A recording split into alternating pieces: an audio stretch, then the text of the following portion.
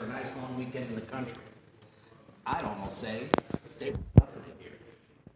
Quick word about technology, we'll head upstairs. This place, by the way, is on the cutting edge of technology for its time. Steel I-beam construction along reinforced concrete and brick. The house is built like a fortress, but it had all the modern conveniences. Hot and cold running water, indoor flush toilets, central heat, electricity, all part of the original construction. Now, there are 22 fireplaces in the house. There's nothing modern about that. Fact is, you didn't need a single one to keep it warm. Not with central heat. Two huge boilers, coal-fired steam system, convection hot air throughout most of the house. I think the most modern of the technologies used here had to be the electricity. By 1897, it's midway through construction, but their minds are made up early. They want electric light, not gas and light. Okay, so you want electricity in the Hudson Valley in the 1890s. You call up Central Hudson, Niagara Mohawk, Long Island Lighting Company, Con Edison, but you can't, there's no such thing.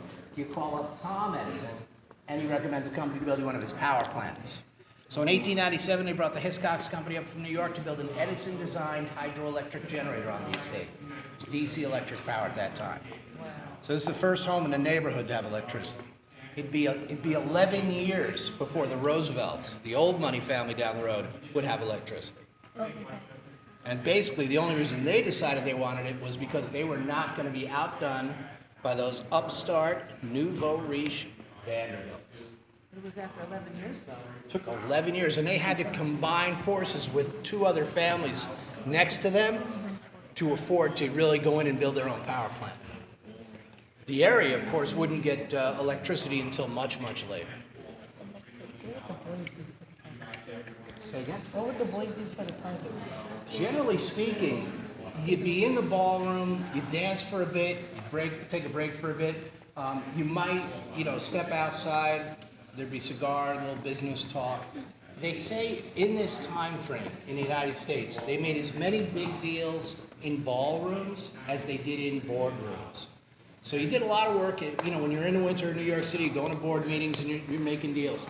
But the social season actually also supports the business season. And there's a reason that you were only going to find the wealthy in New York City in the dead of winter. That is because at that time, nothing moved in Manhattan wasn't pulled by a horse, so the city smelled really bad. Not to mention the outbreaks of disease in warm weather. Cholera, diphtheria, all sorts of problems with disease outbreaks in warm weather in New York. So the rich would flee New York City as soon as it started to get warm. You usually have a little country place like this for spring and fall, and a home near the mountains or the sea for your summertime. Questions? All right, we're going to head upstairs. One thing to consider is that other group, going a little long, I might add, is still upstairs. So what we're going to do is we're going to kind of go upstairs. Whatever side of the house they're on, we'll go to the other side and we'll talk there. All right, we'll tell you a little bit about those rooms. Yeah, right. So remember, keep your voices down. And I'll talk to you briefly when we get upstairs. Hopefully, as we're going up, they'll sneak down. Yeah, keep our fingers crossed. Right this way. Going upstairs. Going on YouTube. What's good, YouTube? What's good? What's good, YouTube? What's good?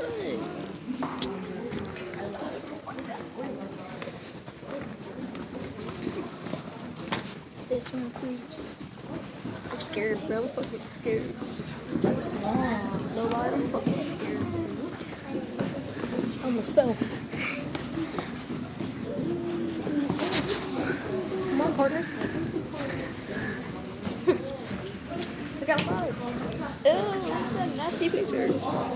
She eating grapes. She eating grapes. She eating grapes. Why so many stairs? There's so many stairs. Can't go no more. This is the last flight. No second to last. Second to last. What dude? Boy. I'm sure. You do. Here. That's a snake. Fighting a snake with a snake. Oh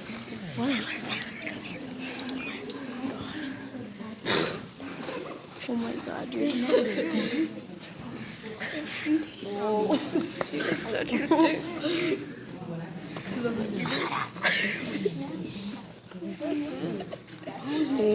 This invasion of boys person area.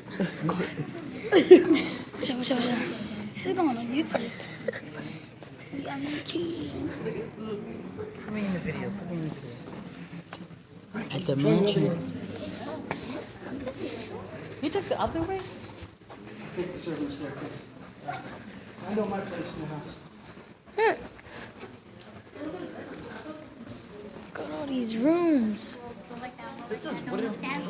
Exactly. There's a wooden floor underneath, and then underneath the wood floor is a concrete and steel deck. Oh. When you look into the servant staircase, that little, you can see just a slight bit of a door there. Look in there, you can actually see the exposed steel. Exposed what? Steel that supports the house. That door right there? The one that's open, just past where the folks are standing.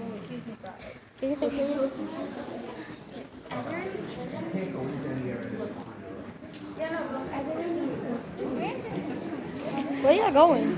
Noel. Habucha. You on YouTube? Look in there now. You on YouTube, Noel? What's good, YouTube? What's good? Yo, you on YouTube right now? Yeah, stay right here because I'm going to tell you briefly. We'll talk about that after we see this one. What is wrong with the naked statue? Well, they're actually they depict the gods and goddesses of old. And in all honesty, when you're looking at the time frame here, coming out of the Victorian era into what was the Edwardian era, but there was people were pretty uptight about seeing anything naked. But there was one outlet for that, and that was the gods and goddesses of old. They were always depicted nude.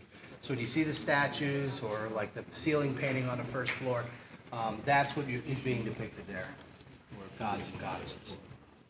So, the old religions. So let me tell you a little bit about this floor.